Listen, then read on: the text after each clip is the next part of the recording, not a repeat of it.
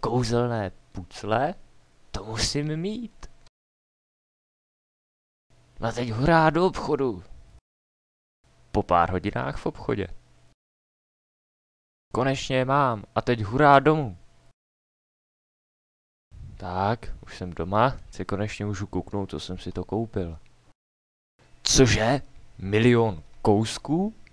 To bude hračka. Po 2 letech úmorného skládání. Kam s ním? Tady. Tak, šup ho tam. Co se to děje? Ježišmarja, co to dělá? Ono to září. No.